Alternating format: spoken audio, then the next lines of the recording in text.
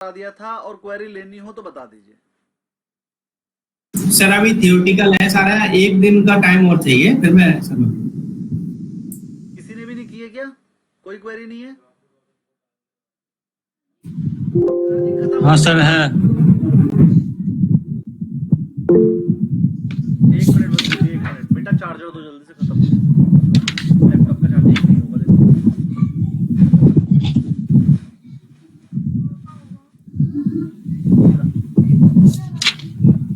देख दबा हुआ है इसके। चलो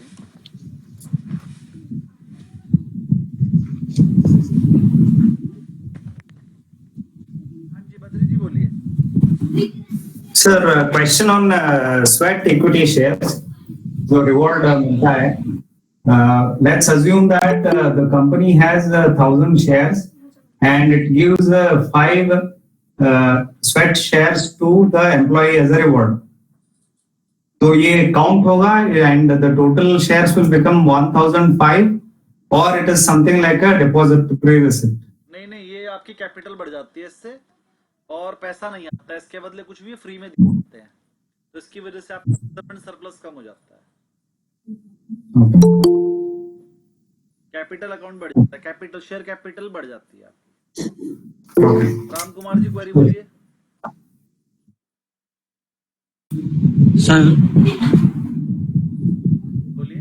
question number 16 page number 77। Question number 16 यही वाला है, विच रेगुलेटरी बॉडी ओवरसीज द। नहीं सर, ये तो हमने नहीं बताया सर। था, सेबी करती है सर ये है मतलब ये इंपॉर्टेंट क्वेश्चन है। पेज नंबर सर 27 है। 27 77 77 क्वेश्चन नंबर 16 पे आ जाइए। बहुत बढ़िया क्वेश्चन है, जरा देखिए 77 पेज पे यही वाला है ना, अ फ्यूचर कॉन्ट्रैक्ट। हाँ सर। देखिए एक तो क्वेश्चन ये फ्यूचर का आ गया गलती से, तो इस वजह से भी वो आपसे फिर भी देख लेते हैं क्या है, अगर बताने लायक होगा तो बता देंगे वरना कटवाएंगे।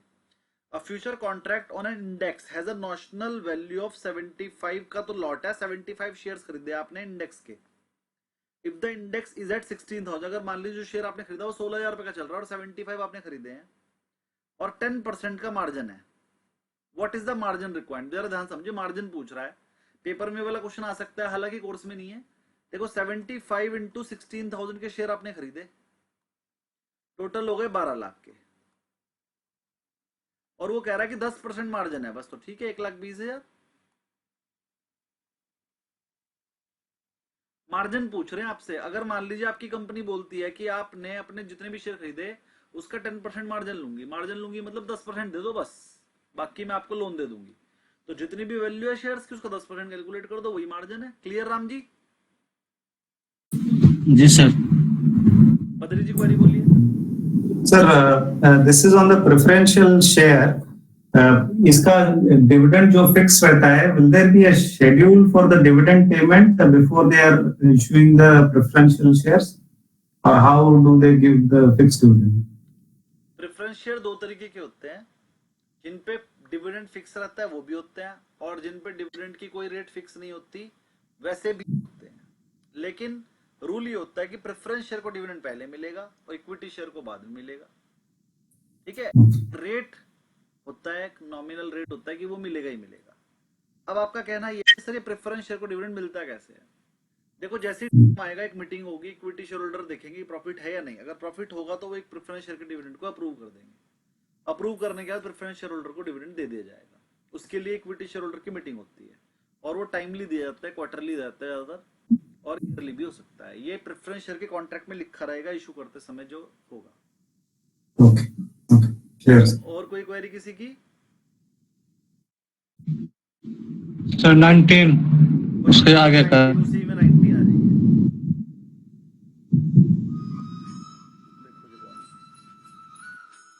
Current yield of a 10 year 6% bond,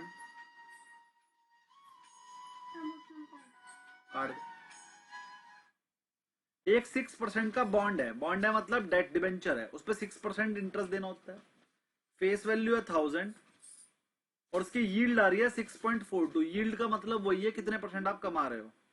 अब अगर वो 60 रुपए कमा रहे हो और 6.42 की यील्ड है तो उसकी वैल्यू निकल आएगी डिवाइड करने से। मैंने एक फॉर्मूला बताया था, yield equal to interest divided by rate. तो अब अगर हमारे पास अब यील्ड क्वेश्चन में गिवन है और हमारे को इंटरेस्ट डिवाइडेड बाई उसकी current market price, current market price ही निकालने, current market price equal to जाएगा इंटरेस्ट डिवाइडेड बाई यील्ड। तो यही मैंने लिखा, इंटरेस्ट है 60 रुपीज और यील्ड है 6.42 क्वेश्चन में गिवन है। इससे आंसर निकल कर आएगा कि उसकी करंट मार्केट प्राइस क्या होगी। करंट मार्केट प्राइस निकल कर आ गई 934, यही पूछा था। ये मैंने एक फॉर्मूला बताया था, लिख लीजिए, yield equal to interest divided by current market price. ये वाले फॉर्मूले से सॉल्व कर दिया मैंने।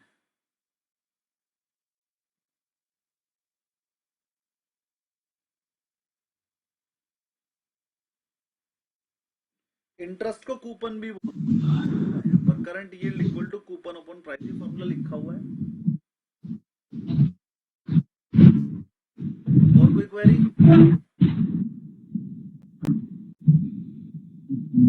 और कोई क्वेरी? और ये सारे फॉर्मूले में अभी आगे एक लेसन आएगा, रेशियो एनालिसिस, और भी डिटेल में सिखाएंगे। और कोई क्वेरी किसी की नहीं है? नेक्स्ट चैप्टर कर ले, थर्ड।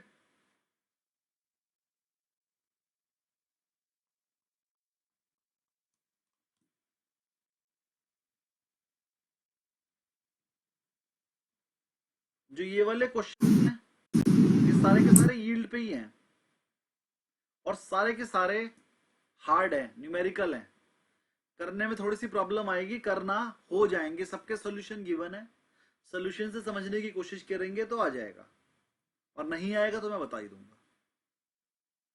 ये सर सारे बॉन्ड्स की कैलकुलेशन किस तरह से होती है वो सारा उसी से रिलेटेड है। हाँ, लेकिन फॉर्मूला एक ही है, जो ही बताया ही था आपको, एक ही यील्ड वाला फॉर्मूला बताया है मैंने, सारे इसी फॉर्मूले से हो जाएंगे।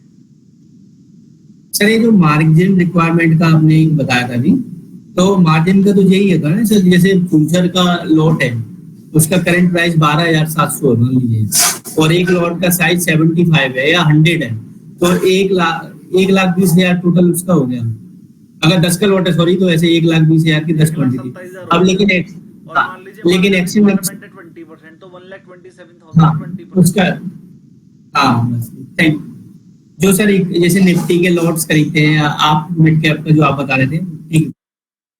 चैप्टर नंबर 3,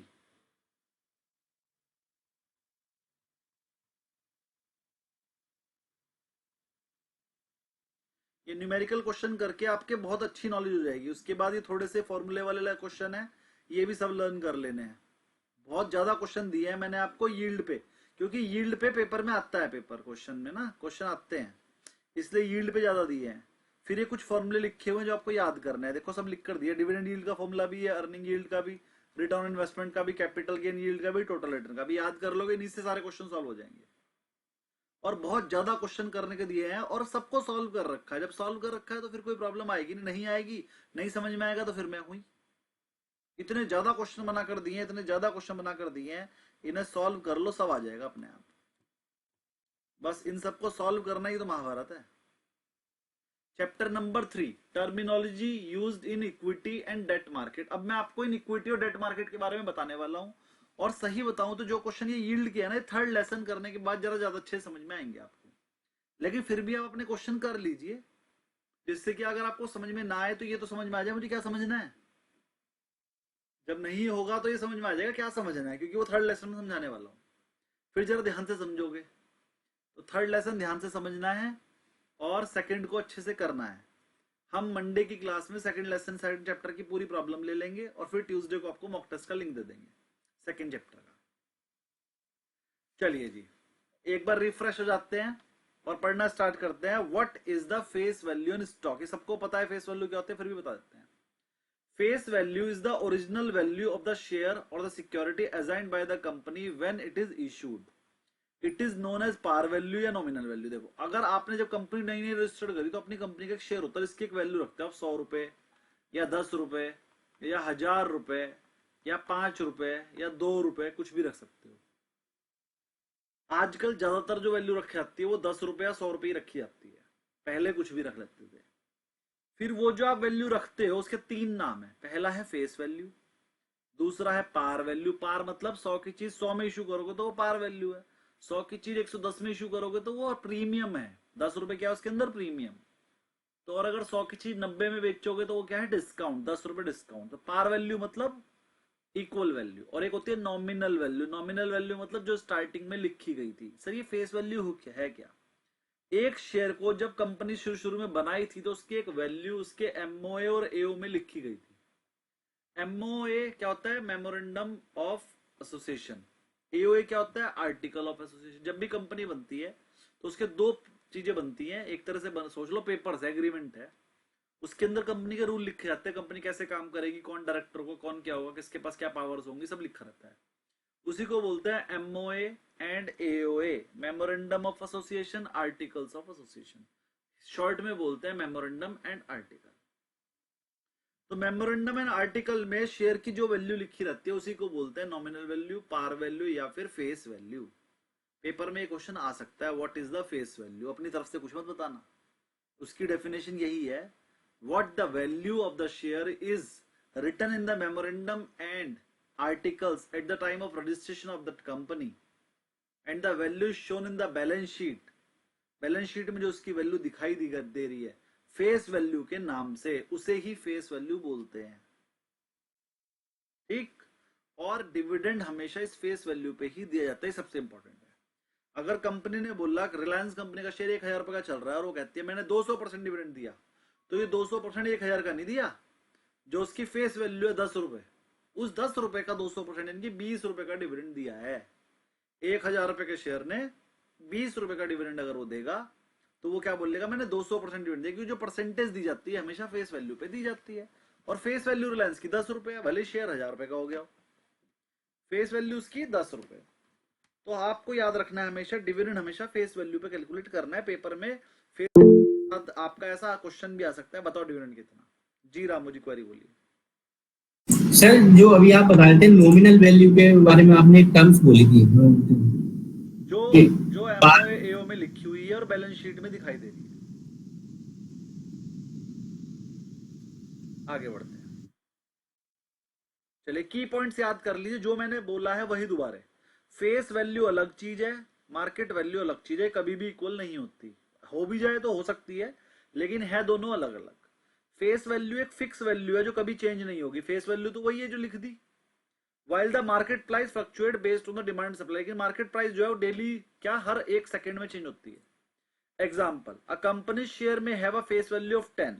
एक कंपनी की फेस वैल्यू 10 रुपए है, but trade in the market at 500। लेकिन हो सकता है मार्केट में ट्रेड कितने पे कर रहा हो, 500 पे। तो जो 500 है ये मार्केट वैल्यू और जो 10 रुपए है ये फेस वैल्यू है। तो फेस वैल्यू और मार्केट वैल्यू अलग अलग होती है और बहुत ज्यादा डिफरेंस भी हो जाता है इनके अंदर।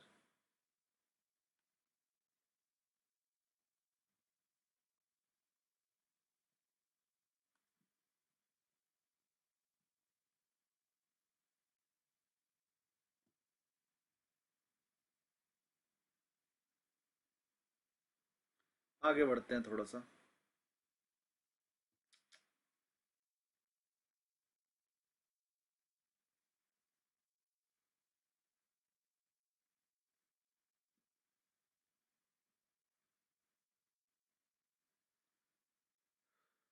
हाँ जी, इंपॉर्टेंस ऑफ फेस वैल्यू बहुत ज्यादा इंपॉर्टेंस है। वो क्या है वो बताते हैं। एक तो हमने बताई दी, डिविडेंड, डिविडेंड के लिए होती है use to calculate dividend and bond interest. देखो जो बॉन्ड्स का इंटरेस्ट है वो भी फेस वैल्यू पे ही दिया जाता है हमेशा, और जो डिविडेंड है वो भी हमेशा फेस वैल्यू पे ही दिया जाता है। determines the share split ratio, एक और चीज, determines the share split ratio when the company announces stock split। अब स्टॉक स्प्लिट जब इश्यू होगा तो वो उसी से पता चलता है स्प्लिट रेशो क्या है। भाई पहले फेस वैल्यू आपकी 100 रुपए थी, अब वो चाह रहे हैं कि इसको 50 करना है। इसका मतलब क्या है कि 1 के बदले 2 शेयर देना चाह रहे हैं। भाई 100 रुपए का शेयर 50 का कैसे बनेगा, जब 1 के बदले 2 मिलेंगे। और अगर 100 रुपए के शेयर को 25 बनाना हो तो स्प्लिट रेशो हो जाएगा 1/4। 1 को 4 बना देंगे तभी तो 25 रुपए का बनेगा। तो स्प्लिट कितने शेयर में होगा ये चेक करने के लिए भी हमें फेस वैल्यू का सहारा लेना पड़ता है। एग्जाम्पल, एक कंपनी ने 1 लाख शेयर इशू किए with an equity share capital of 10 lakh. तो कितने रुपए का शेयर हो गया एक, फेस वैल्यू कितनी हो गई 10 लाख डिवाइडेड बाई 1 लाख, 10 रुपए का एक शेयर हो गया। अगर 1 लाख शेयर 10 लाख के थे तो एक शेयर कितने का? 10 रुपए का। तो 10 रुपए उसकी फेस वैल्यू हो गई। आईपीओ में क्या होता है सर? आईपीओ में 10 रुपए वाला शेयर का प्राइस 320 रुपए पे इशू करा मान लो, तो उसके अंदर 10 रुपए तो फेस वैल्यू है और 310 रुपए क्या है? प्रीमियम। Shares are premium. हाँ, ये सारा प्रीमियम है। Share are issued at a premium over the face value. Bonds हो या debenture, interest is calculated based on the face value of the bond, और बॉन्ड्स पे जो इंटरेस्ट कैलकुलेट होता है वो भी फेस वैल्यू पे ही होता है। Impact of stock split on face value, ये इंपॉर्टेंट है सर। स्टॉक स्प्लिट होता है तो फेस वैल्यू का क्या होता है भैया? कम हो जाती है और क्या। अगर कंपनी ने 2/1 स्टॉक स्प्लिट बोल दिया कि भाई तुम्हारे एक शेयर के बदले 2 मिलेंगे, तो फेस वैल्यू भी आधी हो जाएगी। The face value will be से हाफ लिख लेना, हाफ। एग्जाम्पल, फेस वैल्यू 10 रुपए थी तो बाद में 5 रुपए की रह जाएगी, क्योंकि एक के बदले 2 हो गए। यहां तक किसी की कोई क्वेरी हो तो बोलिए, क्योंकि कुछ खास था नहीं यहां तक जी। Sir, is it true that after you reach after multiple split, if the face value reaches 1 rupee, then the company cannot give any more split? देखिए, कहने वाले ऐसा बोलते हैं, लेकिन फेस वैल्यू 50 पैसे भी हो सकती है, Okay. पैसे भी हो सकती है। But आज तक कोई एग्जांपल नहीं है ना sir face value having. FCS software, Okay. कोई कंपनी FCS सॉफ्टवेयर, शेयर ही 4 रुपए का था, उसकी फेस वैल्यू 10 पैसे थी। Okay. 1 रुपए की वैल्यू थी, लेकिन फिर उसे स्प्लिट कर दिया था 10 पैसे में। ठीक है, तो बहुत सारी छोटी कंपनियां हैं जो 1 रुपए से कम की हैं, लेकिन अब सेबी ने रूल बना दिया, भैया इतनी छोटी फेस वैल्यू मत बनाओ जो कैलकुलेट ही ना हो पाए, है ना, लिखने में भी प्रॉब्लम होती है। तो अब रूल ज्यादातर ये होता है कि 10 रुपए की फेस वैल्यू वाला शेयर ही आता है या 100 रुपए वाला आता है। आगे व्हाट इज बुक वैल्यू? देखिए, बहुत इंपॉर्टेंट क्वेश्चन है और बहुत लोगों को इसमें नहीं पता। चलो, कोई बताना चाहेगा what is book value? Sir book value मतलब कि कंपनी के बुक्स ऑफ रिकॉर्ड्स में कंपनी की क्या वैल्यू है आज की डेट में। जो अगर मान लीजिए जो उसका बिजनेस है, अगर 100 करोड़ है, उसके पास लायबिलिटीज कितनी है, कितना डेट है, कैश कितना है, तो डेट निकाल के उसके बाद जो एग्जैक्ट अमाउंट जो कैश बचता है वो उसकी कंपनी की बुक वैल्यू है। जो भी उसको डेट हो गया या जो लायबिलिटीज है उसकी, वो सारी निकालने के बाद जो नेट कंपनी के पास जो अमाउंट रहेगा, इंक्लूडिंग असेट्स और जो कैश है उसके पास, वो उसकी कंपनी के पास बहुत सारी बिल्डिंग है, कंपनी के पास डेटर्स भी है, कंपनी के पास कैश का बैलेंस भी और थोड़ा सा लोन भी है। तो अब हम जो बुक में लिखी हुई वैल्यू है, बुक में बिल्डिंग 10 लाख की दिखा रखी है, एक्चुअल में उसकी वैल्यू 1 करोड़ है, लेकिन बुक में 10 लाख की दिखाई है, तो हम 10 लाख ही लेंगे। फिर कंपनी के पास डेटर्स है 5 लाख के और 5 लाख का कैश है, हम सबको टोटल कर लेंगे 20 लाख हो गया, और 5 लाख का लोन भी है, 5 लाख का लोन लेस कर देंगे, और कोई लाइबिलिटी हो भी लेस कर देंगे। तो 20 लाख में से जो 5 लाख लेस कर दिया, अब हमने सारी एसेट जोड़ दी, उसमें से लाइबिलिटी लेस कर दी, अब जो बचा दैट इज कॉल्ड कंपनी की बुक में वैल्यू। एक्चुअल में कंपनी की वैल्यू वो नहीं है, कंपनी की एक्चुअल में वैल्यू कम या ज्यादा हो सकती है, क्योंकि जो लैंड बिल्डिंग कंपनी ने 10 लाख की दिखा रखी है वो तो हो सकता है 100 करोड़ की हो गई है। तो कंपनी की अपनी वैल्यू 100 करोड़ की है, लेकिन वो बुकिश वैल्यू उसकी 10 लाख है। तो बुक वैल्यू मतलब कंपनी में बुक में वैल्यू कितनी है, और बुक वैल्यू का मतलब यहाँ पर कंपनी की बुक्स के हिसाब से एसेट की value minus liability equal to book value. तो बुक वैल्यू का फॉर्मूला लिख लीजिए, एसेट्स माइनस लायबिलिटी, ये लिखा है। Book value equal to total asset minus total liabilities का आगे लिख लीजिए एज पर बुक्स। बुक में जो वैल्यू लिखी है वो उसके हिसाब से। अब इसके दूसरे नाम लिख लीजिए, बुक वैल्यू का दूसरा नाम है intrinsic value as per book. Intrinsic value भी इसी का नाम है, और नेट एसेट भी इसी का नाम है। नेट एसेट मतलब एसेट में से लायबिलिटी लेस कर दी, नेट एसेट। एग्जाम्पल, कंपनी के पास टोटल एसेट थी 10 लाख की, टोटल लायबिलिटी थी 4 लाख की, तो 6 लाख आगे क्या है, बुक वैल्यू, या 6 करोड़ सॉरी। अगर बुक वैल्यू पर शेयर निकालना हो तो जो बुक वैल्यू निकली थी उसे नंबर ऑफ शेयर से डिवाइड कर देना।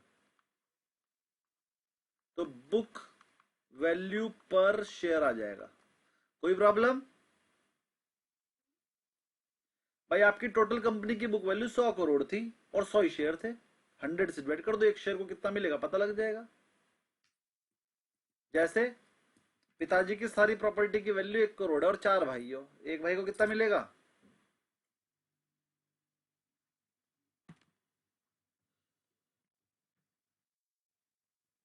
आंसर आया सर, जो जितना लड़ पाएगा उसे उतना ज्यादा मिलेगा।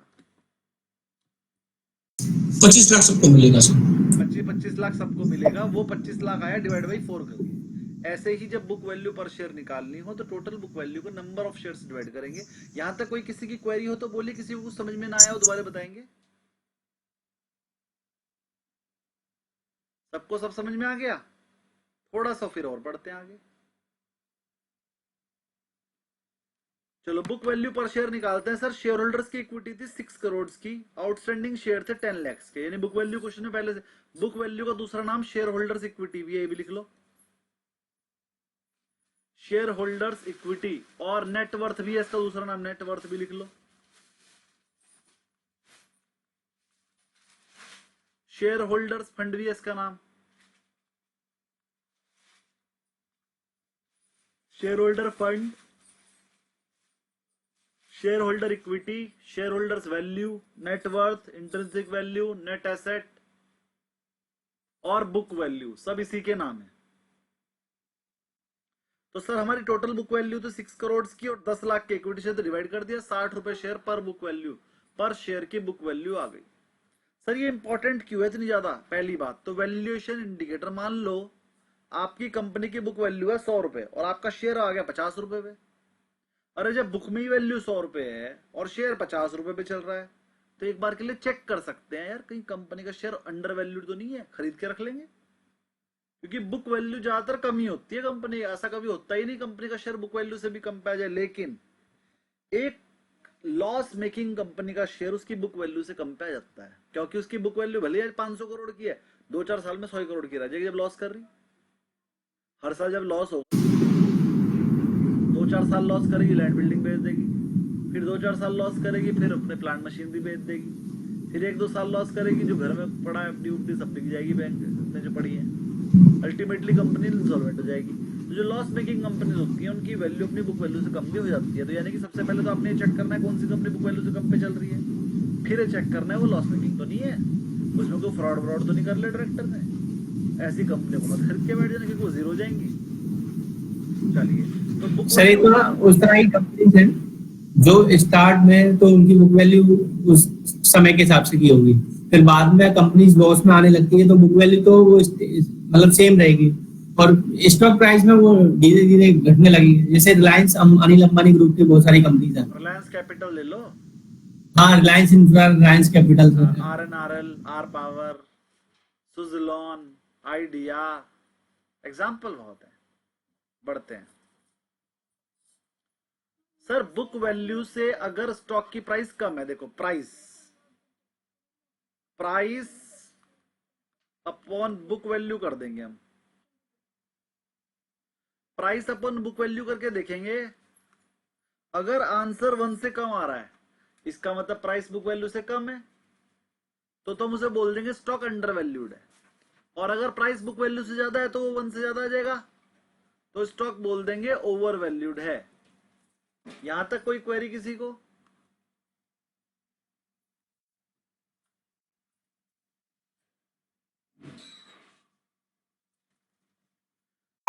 सर ये समझ में आ गया। वो एक बार मैंने आपसे पूछा भी था, ओवरवेट पे मैं कंफ्यूज हो जाता हूँ। ओवरवेट में क्या बोलिश है कि बेरिश है, मैं कंफ्यूज हो जाता हूँ सर। एक बार बता दीजिएगा जब भी सब। मतलब होता है कि हम इस कंपनी को ज्यादा से ज्यादा खरीदना चाहते हैं। ओवरवेट का मतलब कि मैं जब पैसा लगाने का डिसीजन लूंगा तो इस वाली कंपनी में ज्यादा लगाऊंगा,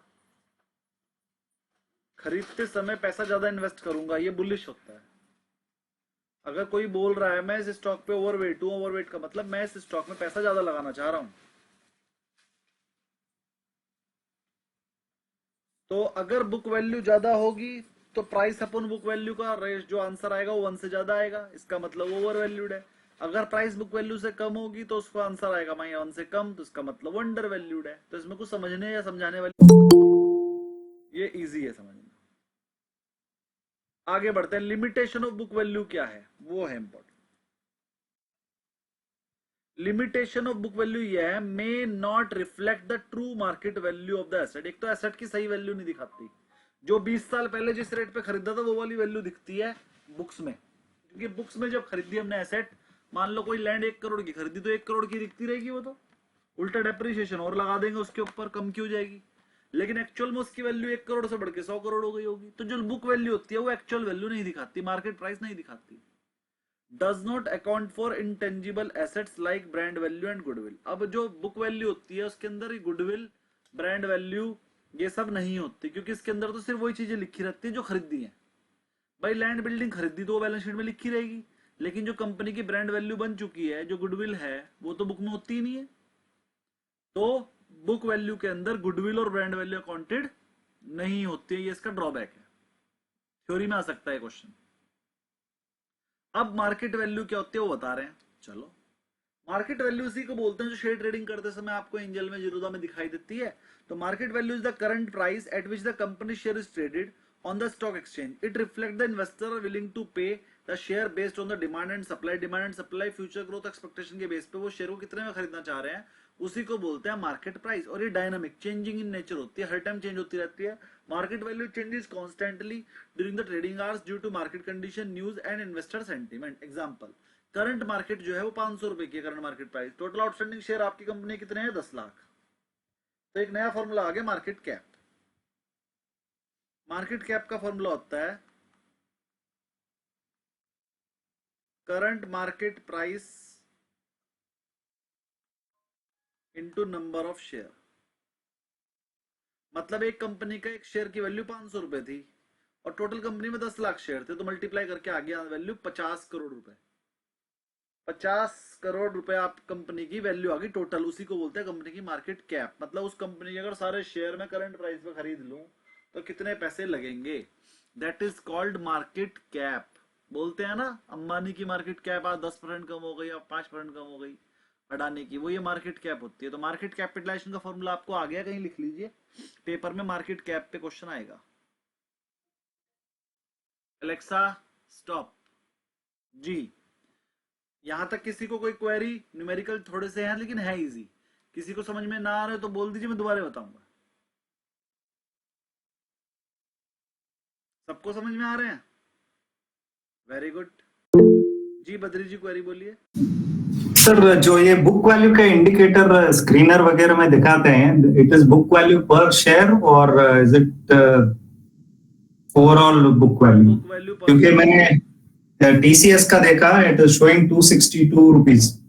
बुक वैल्यू पर शेयर दिखाते हैं। Okay.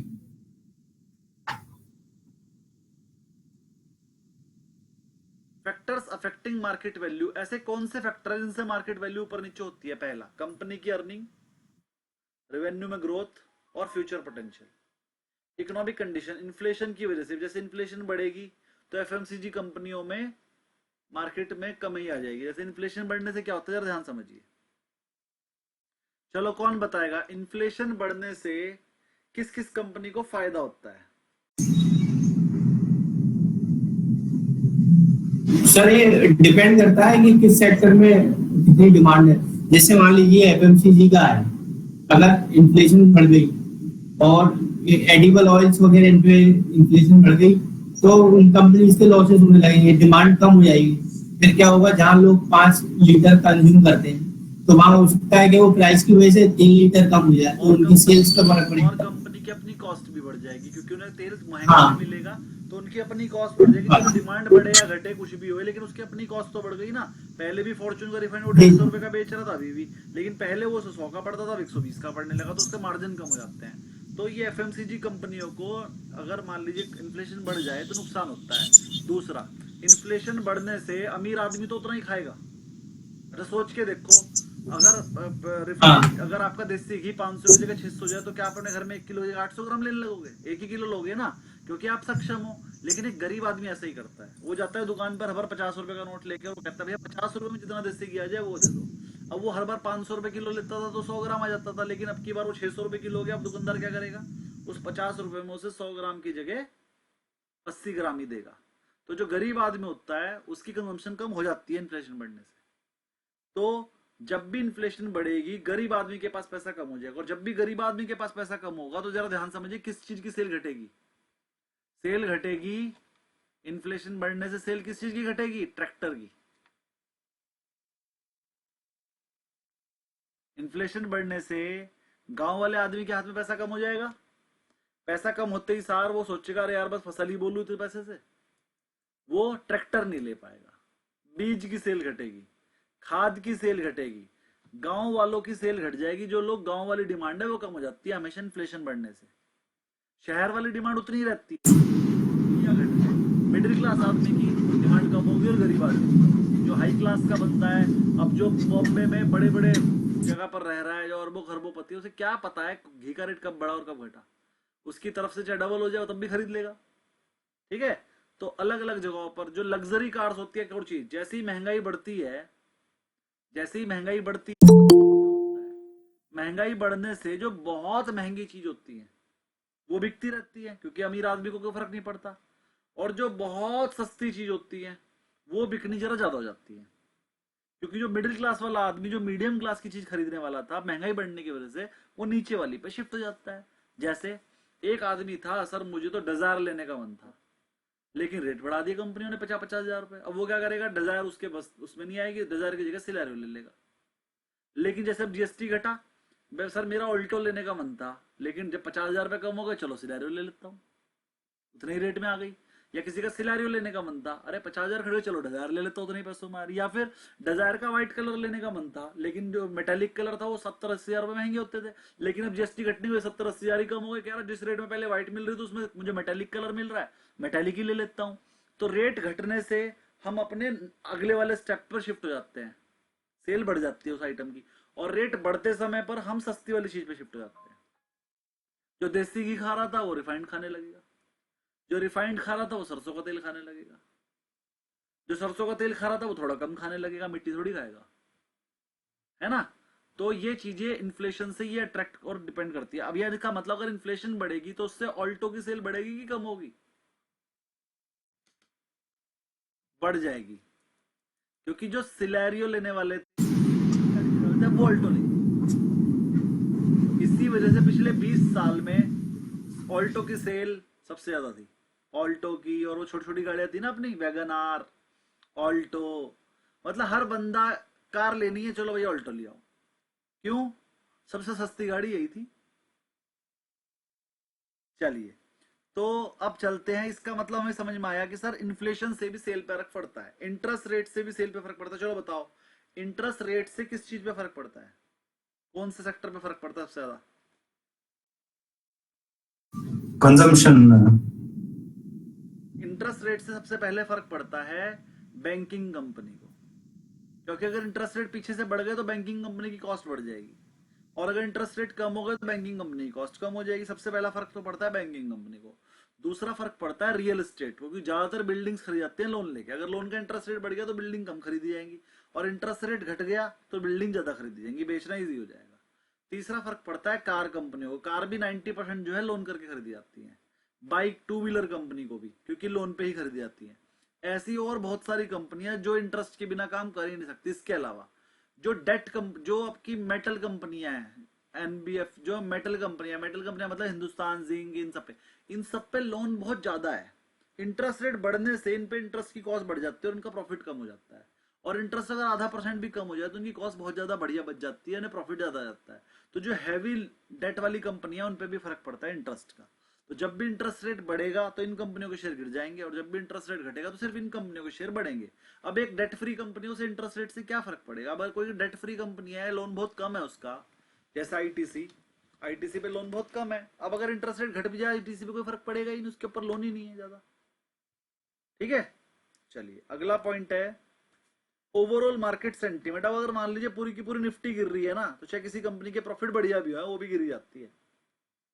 Industry trend, competitor performance. अब अगर मान लीजिए हीरो मोटर कॉर्प के रिजल्ट बढ़िया है और बाकी कंपनियों का नहीं, बाकी है टीवीएस वगैरह के, लेकिन अगर हीरो मोटर कॉर्प के बढ़िया है तो टीवीएस भी भागेगी साथ में। ऐसा सोच के कि जब हीरो मोटर के बढ़िया है तो हमारे भी बढ़िया ही आएंगे, जब उसके एक्चुअल में आएंगे तो अलग रिएक्शन होगा, वो अलग बात है। लेकिन अगर हीरो मोटर कॉर्प के बढ़िया है तो पूरा का पूरा टू व्हीलर सेक्टर भागना शुरू कर देगा, ये सोच के कि इसके भी रिजल्ट बढ़िया ही आएंगे। तो यानी कि मार्केट कंपटीशन के साथ भी चलते, कॉम्पिटिटर के साथ ही चलते हम, उसके उल्टा नहीं चलते। और इंडस्ट्री हेल्थ, और अगर इंडस्ट्री की पूरी हेल्थ बढ़िया है तो उस कंपनी के शेयर चलेंगे उस हेल्थ के, और अगर पूरी इंडस्ट्री की हेल्थ खराब है तो चाहे आपकी कंपनी कितना भी बढ़िया कर रही हो वो गिरेगी ही गिरेगी। न्यूज एंड अनाउंसमेंट, अगर कंपनी ने कोई अनाउंसमेंट कर दी मर्जर्स का, एक्विजिशन का, मैनेजमेंट चेंज हो गया तो उसके हिसाब से भी इफेक्ट पड़ता है। और इन्वेस्टर का सेंटिमेंट, डिमांड एंड सप्लाई से भी पड़ता है। मार्केट वैल्यू और बुक वैल्यू में क्या डिफरेंस है आप पढ़ेंगे, मार्केट वैल्यू और फेस वैल्यू में क्या डिफरेंस है ये भी आप पढ़ेंगे। यहां तक किसी को कोई क्वेरी हो तो बताइए, कोई क्वेरी?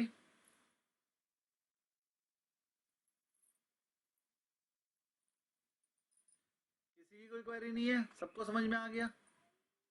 मतलब 2-4 क्वेश्चन भी पूछ सकते हैं, अभी पूछते हैं, नाम लेंगे हम। एडीजी बताइए, यस सर। बताइए व्हाट इज फेस वैल्यू?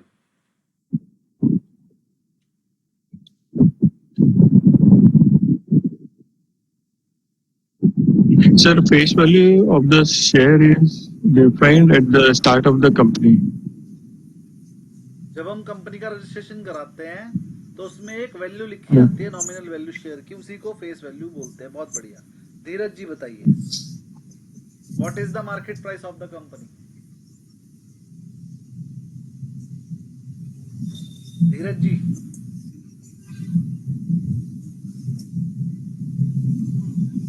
अच्छा, इसके बाद बताइए रामानंद जी, आप बताइए, रामानंद गुप्ता जी।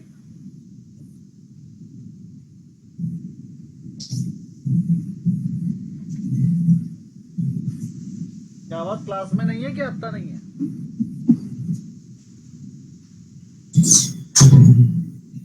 कुमारेश जी आप बताइए, what is the market price of the company?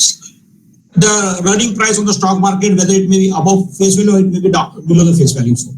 जो वैल्यू आपको ट्रेडिंग प्लेटफॉर्म पे दिखाई दे रही है एंजल जीरोधा पे, उसी को कंपनी की मार्केट प्राइस बोलते हैं। चलिए रमेश जी बताइए, what is the market cap of the company? अरे सारे के सारे क्लास में है या बस ज्वाइन करके चले गए? सैयद असगर जी बताइए, मार्केट कैप क्या है कंपनी की? Market cap multiplied by number of shares to the current market price of each share. Very good. When we multiply the number of share with the current market price of that company, we got the market cap of that company. Market cap equal to number of share multiplied by the current market price of one share. That is called market cap. चलिए आगे बढ़ते हैं थोड़ा सा। अब बताएंगे आपको what is replacement value. बहुत इंपॉर्टेंट कंसेप्ट है, थोड़ा सा कंफ्यूजिंग भी है। रिप्लेसमेंट वैल्यू का मतलब होता है कि अगर बिल्कुल ऐसी ही एक कंपनी हमें और बनानी पड़ जाए, सेम, बिल्कुल सेम कंपनी जैसा प्लांट खरीदना पड़ जाए, बिल्कुल सेम बिल्डिंग, बिल्कुल सब कुछ सेम अगर हमें बनानी पड़ जाए तो उस कंपनी में कितना पैसा लगेगा? बिल्कुल सेम कंपनी को रिप्लेस करा जाए अगर तो कितना पैसा लगेगा? मतलब अपनी कंपनी की सारी एसेट्स की मार्केट प्राइस निकालो और सारी लायबिलिटी की मार्केट प्राइस को उसमें से लेस कर दो। यानी कि अब जब हम उसे बुक वैल्यू से कर रहे थे तो वो बुक वैल्यू था, जब मार्केट प्राइस से कर रहे हैं तो उसे क्या बोलते हैं? Replacement value. जब मार्केट प्राइस से करते हैं तो पढ़ते हैं, this refers to the market value of all the assets of the company at any point of time if a new company were to be set up। अगर बिल्कुल एक ऐसी ही कंपनी बनानी हो, सब कुछ प्लांट वगैरह सब कुछ सेम, बिल्कुल सेम करना हो, तो उस वाली वैल्यू को बोलेंगे रिप्लेसमेंट वैल्यू। इसका फॉर्मूला होता है market price of assets minus market price of liability. अगर मार्केट वैल्यू के हिसाब से एसेट माइनस लायबिलिटी किया जाए तो उसे बोलते हैं रिप्लेसमेंट वैल्यू। आगे आ गया इंट्रिंसिक वैल्यू। अब इंट्रिंसिक वैल्यू मैंने आपको कहा था कि बुक वैल्यू को ही बोलते हैं, लेकिन इंट्रिंसिक वैल्यू का एक फॉर्मूला और भी है। वो क्या है? Intrinsic value refers to the real और ट्रू वैल्यू। जब हम उसे बुक वैल्यू पे लेंगे तो भी उसे इंट्रिंसिक वैल्यू बोल देंगे, लेकिन बुक वैल्यू वाला। और जब हम रियल वैल्यू पे लेंगे, मार्केट प्राइस पे लेंगे, जिसे मैंने रिप्लेसमेंट कॉस्ट बोला था, तो उसे भी इंट्रिंसिक वैल्यू ही बोलते हैं। लेकिन ये वाली इंट्रिंसिक वैल्यू जरा ज्यादा अच्छी है। मतलब कंपनी की सारी एसेट ले लो, calculated based on fundamental of its earning, dividend growth, potential risk factor, तो जो वैल्यू निकल कर आएगी उसको ही हम उसकी इंट्रिंसिक वैल्यू बोल देंगे। कैसे निकालते हैं, इसके लिए एक वैल्यूएशन का लेसन आएगा, चैप्टर नंबर 8। वैल्यूएशन पे एक चैप्टर आएगा, वहां पर आपको इंट्रिंसिक वैल्यू निकालना सिखाएंगे। अभी के लिए इतना ही कि उसकी वैल्यू निकलती है, कैसे निकलती है वहां सिखाएंगे। इंट्रिंसिक वैल्यू वो वैल्यू होती है जिसपे आपको वो शेयर खरीदना चाहिए। मतलब अगर उससे कम है रेट तो खरीद लो, वरना मत खरीदो। तो इंट्रिंसिक वैल्यू का मतलब फेयर वैल्यू भी मान सकते हो, उस शेयर की फेयर वैल्यू, इतने तक वो शेयर जा सकता है, उसका टारगेट प्राइस भी मान सकते हो। तो वो कह रहा है कि अगर इंट्रिंसिक वैल्यू ज्यादा हो मार्केट प्राइस से तो मत खरीदना। अगर intrinsic value is more than the market price, अच्छा हाँ, इंट्रिंसिक वैल्यू अगर ज्यादा है, मार्केट प्राइस कम है, मतलब आपकी वैल्यू तो निकल रही है 100 रुपए, लेकिन शेयर अब 80 रुपए भी ट्रेड कर रहा है, तो उसे खरीद लो, वो अंडर वैल्यूड है इसका मतलब, तो ये तो बाइंग अपॉर्चुनिटी है। अगर इंट्रिंसिक वैल्यू कम है और मार्केट प्राइस ज्यादा है, मतलब इंट्रिंसिक वैल्यू 100 रुपए थी और वो शेयर चल रहा है 150 रुपए पे, तो उसे बिल्कुल मत खरीदना, तो महंगा चल रहा है। किसी को अंडर वैल्यूड और ओवर वैल्यूड में कोई क्वेरी तो नहीं है? अंडर वैल्यूड और ओवर वैल्यूड में कोई क्वेरी तो नहीं है सर? अंडर वैल्यूड समझ में नहीं आया सर? दोबारा थोड़ा बोलिए ना सर। इंट्रिंसिक वैल्यू वो वैल्यू है जो आपकी उस शेयर की फेयर वैल्यू है।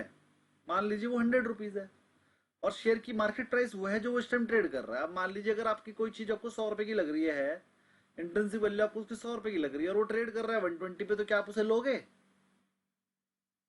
नहीं लोगे, क्योंकि 100 रुपए की चीज को 120 में क्यों लेना? वो ओवर पेपर में पूछेंगे कि अगर मार्केट प्राइस 120 हो, इंट्रिंसिक वैल्यू 100 है, तो ये अंडर वैल्यूड है कि ओवर वैल्यूड? तो आप बताओगे ओवर वैल्यूड, क्योंकि मार्केट प्राइस ज्यादा है। अगर मार्केट प्राइस ज्यादा है तो ओवर वैल्यूड है, अगर मार्केट प्राइस इंट्रिंसिक वैल्यू से कम है तो अंडर वैल्यूड है। अंडर वैल्यूड है तो हम खरीदेंगे। अब पेपर में ये भी आ सकता है, बताओ खरीदोगे कि नहीं? तो पहले चेक करना, मार्केट प्राइस अगर कम होगी तो खरीदेंगे, ज्यादा होगी तो नहीं खरीदेंगे। क्लियर? हाँ सर, इंट्रिंसिक वैल्यू मतलब आपका एक्चुअल वैल्यू जो है, फेयर वैल्यू, फेयर वैल्यू। कि इतने तक मेरे को लग रहा है शेयर चला जाएगा। अच्छा, अब एक क्वेश्चन का आंसर दीजिए। अगर किसी शेयर की इंट्रिंसिक वैल्यू 1500 रुपए है और शेयर चल रहा है सीधा 1400 रुपए का, तो आप खरीदोगे कि नहीं? खरीदेंगे सर। ये अंडर वैल्यूड है कि ओवर वैल्यूड? ये अंडर वैल्यूड। सर ये अंडर वैल्यूड है ना? वेरी गुड, सबको समझ में आ गया। बढ़ते हैं थोड़ा सा और आगे।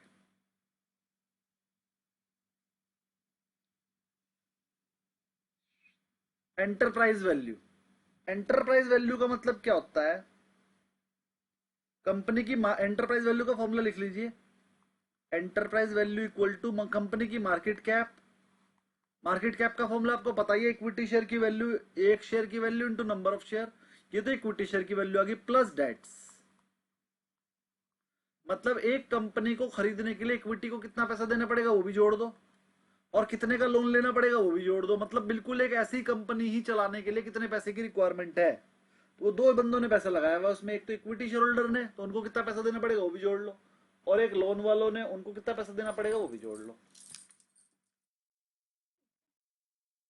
उसी को बोलते हैं इंट्रिंसिक वैल्यू, और इसके अंदर से कैश को लेस कर दो।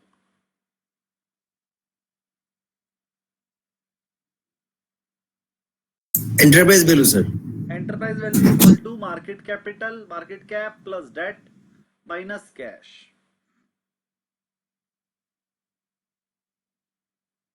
ये फॉर्मूला रन कर लो, सारे क्वेश्चन हो जाएंगे। पेपर में एंटरप्राइज वैल्यू पे क्वेश्चन जरूर आएगा। पेपर पास वो करेगा जो मेरी बात ध्यान से सुन के उसे याद रख लेगा, क्योंकि जो मैं बता रहा हूं वही क्वेश्चन आएंगे। एंटरप्राइज वैल्यू पे क्वेश्चन आएगा ही आएगा। मार्केट कैप गिवन होगी, डेट की वैल्यू गिवन होगी, कैश भी गिवन होगा, आपने बस मार्केट कैप में डेट जोड़ना है, कैश लेस कर देना, आंसर आ जाएगा। इतना इजी आएगा। लेकिन जिसको फॉर्मूला याद होगा वो कर पाएगा, जिसको नहीं याद होगा, अरे सर ने कुछ बताया तो था, याद नहीं आ रहा है, फिर वो दोबारा दे देगा पेपर। और क्या, एनआईएसएम वालों का ऐसे ही तो चल रहा है काम, बार बार फीस मिलती रहती है उन्हें। अगला, डिविडेंड पर शेयर। आपको पता है कंपनी ने कहा मैंने 40% डिविडेंड दिया, और ये 40% किस पे निकलेगा? फेस वैल्यू पे। फेस वैल्यू उसकी 10% है, 40% निकालो, 4 रुपए आ गया। इसका मतलब 4 रुपए का डिविडेंड है, फेस वैल्यू पे निकलता है। सबसे बड़ी इंपॉर्टेंट बात ये है, पेपर में ये क्वेश्चन भी आएगा, वहां पर आपको फेस वैल्यू गिवन होगी, डिविडेंड परसेंटेज गिवन होगी आपने, और करंट मार्केट प्राइस भी गिवन होगी। करंट मार्केट प्राइस पे नहीं निकालना है, फेस वैल्यू पे निकालना है। अगला फॉर्मूला है प्राइस टू अर्निंग रेशियो। इसका फॉर्मूला होता है price to earning ratio, price divide by earning. नाम भी इसका ही होता है price to earning ratio, PE ratio. और फॉर्मूला भी होता है पी अपॉन ई, बस टाइम्स में आता है इसका आंसर। सर मेरी कंपनी की प्राइस तो 100 रुपए चल रही थी और अर्निंग है उसकी 5 रुपए, तो प्राइस टू अर्निंग रेशियो का 20 टाइम्स। कोई क्वेरी किसी को? पीई रेशियो का फॉर्मूला हो गया प्राइस अपॉन अर्निंग। अर्निंग निकालना आपको मैंने सिखा दिया है, ईपीएस को ही अर्निंग बोलते हैं, वो आपको पता है कैसे निकलती है। ईपीएस का फॉर्मूला तो याद होगा, net profit divide by number of share. Number of shares. यहां तक किसी की कोई क्वेरी हो तो बोलिए, बढ़ेंगे हम आगे भी, और इतना ही और पढ़ाएंगे आज। कोई क्वेरी? सर डीपीएस तो रख लिया करिए ना sir. DPS dividend per share. हाँ सर। डिविडेंड पर शेयर तो होता है एक शेयर को कितना डिविडेंड दिया, बस कैलकुलेट किस चीज पे करना है? फेस वैल्यू पे। अगर क्वेश्चन में आया कि कंपनी ने 40% डिविडेंड दिया और कंपनी के शेयर का प्राइस चल रहा है 100 रुपए, उसकी फेस वैल्यू 10 रुपए, तो ये जो 40% कैलकुलेट करना है ये 10 रुपए पे करना है, फेस वैल्यू पे। बस ये है इसमें टैक्ट कि 10 रुपीज का 40 कैलकुलेट होगा वो डिविडेंड पर शेयर होगा। करंट मार्केट प्राइस से डिविडेंड का कोई लेना देना नहीं होता। क्लियर? हाँ सर। आगे बढ़ते हैं। अगला फॉर्मूला है प्राइस टू सेल्स रेशियो। लो, अच्छा एक फॉर्मूला बताता हूं मैं आपको, हमारे सर ने हमें बताया था। सर ने बोला था, हम हिंदी मीडियम के बच्चे थे तो हमारे सर भी हमारे जैसे ही थे। इंग्लिश मीडियम वाले जरा अच्छे से बात करते हैं, ऐसे ग्रेसफुल्ली। कैसे? ऐसे बोलेंगे, यू आर वेरी नॉटी, ठीक है ना, I will complain to your parents. और सजा कैसी देंगे? हैंड्स अप कर लो, है ना, या फिर गॉट द क्लास। और हमारे वाले डंडा उठा के गर्दन को पैर के बीच में फंसा के ढप ढपा ढप ढप तबला बजा देते थे। तो वही वाले टीचर से हम पढ़े हैं। तो हमारे सर ने हमें बताया था, बेटा देख फॉर्मूला याद करने का तरीका बताता हूँ। पेपर में कोई भी फॉर्मूला आ सकता है, मैं तुझे बता नहीं सकता सारे। मैं तुझे 10 फॉर्मूले बता सकता हूँ, 20 बता सकता हूँ, 25 बता सकता हूँ, सारे थोड़ी बता दूंगा। पेपर वाला कुछ भी बना सकता है। मैं तुझे वो बनाने का, जो उसने बनाया उसको समझने का तरीका बताता हूँ। मैं कहा सर भैया ही बता दो बस, क्योंकि 100-150 फॉर्मूले मैं भी नहीं याद कर सकता। सर ने बताया, देख बेटे, अगर उसने कहा कुत्ते पे बिल्ली, तो कुत्ता ऊपर बिल्ली नीचे। उसने कहा आम केला रेशो, तो आम ऊपर केला नीचे। तो जो यहां पर इंग्लिश मीडियम वाले बैठे हैं उनके लिए समझा देता हूं। अगर उसने कहा बटर रोटी रेशो, तो बटर ऊपर रोटी नीचे। अगर उसने कहा प्राइस अर्निंग रेशो, तो प्राइस ऊपर अर्निंग नीचे। अगर उसने कहा डेट इक्विटी रेशो, डेट ऊपर इक्विटी नीचे। जो उसने बोला वही कर देना।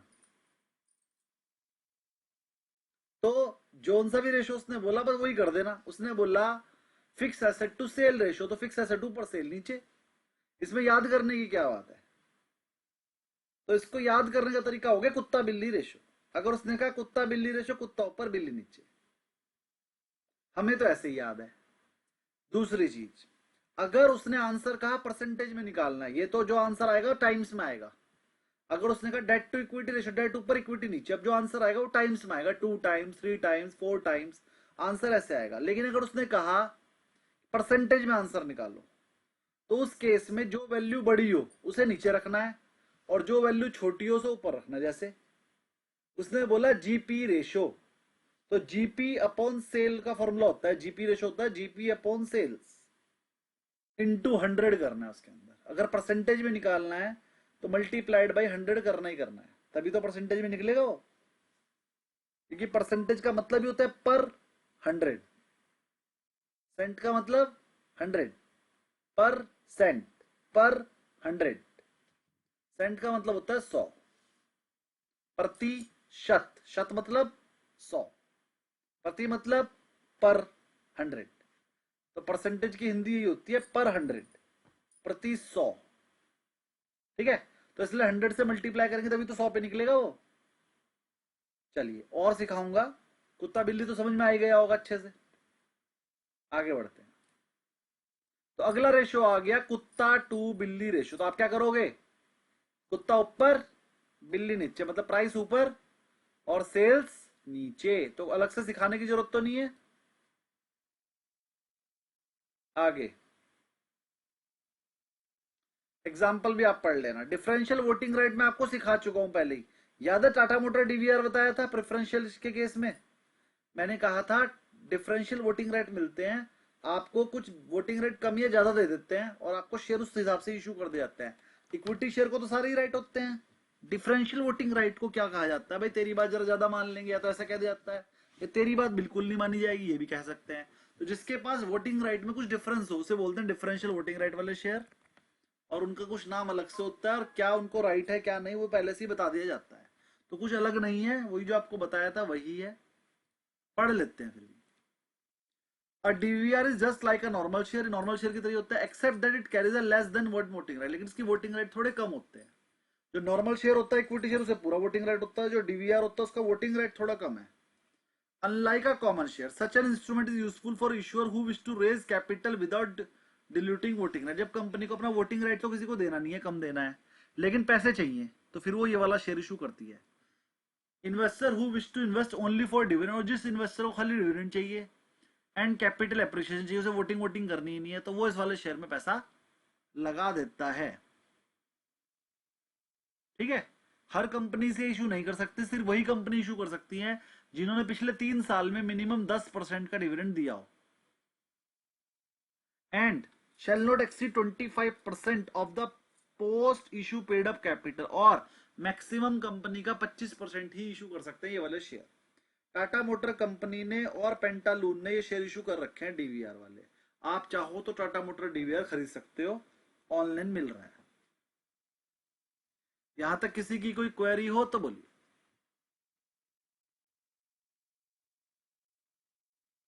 कोई क्वेरी नहीं, आगे बढ़ते हैं।